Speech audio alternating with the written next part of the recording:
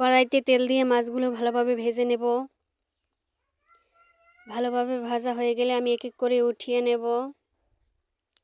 উঠানো হয়ে গেলে তারপর দিয়ে দেব অন্য কড়াইতে তেলগুলো ঢেলে দিয়ে দিলাম। তারপর দিয়ে দেব জিরা বাটা, পেঁয়াজ বাটা, রসুন বাটা। তারপরে দিয়ে দেব গুঁড়া মরিচ, তারপর দেব গুঁড়া হলুদ।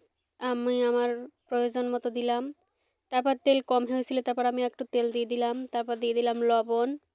এবারে আমি ভালোভাবে কষিয়ে নেব।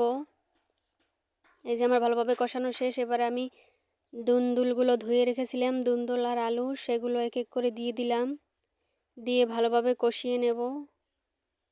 যতক্ষণ গন্ধ না যাবে মরিচের আমি ততক্ষণ কষাতে থাকব। কষানো হয়ে গেলে দিয়ে দেব পরিমাণ মতো পানি। পানি দেওয়া হয়ে গেলে এবার আমি ভেজে রাখা মাছগুলো এক এক করে দিয়ে দেব। দিয়ে ভালোভাবে ঢাকনা দিয়ে ঢেকে রেখে দেব। কিছুক্ষণ জাল করে নেব যাতে সেদ্ধ হয়।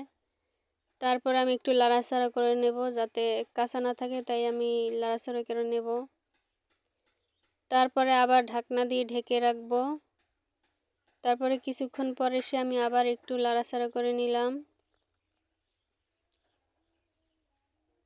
লাড়াচাড়া হয়ে গেলে এবার আমি ধনিয়া পাতা দিয়ে তারপরে উঠিয়ে নেব।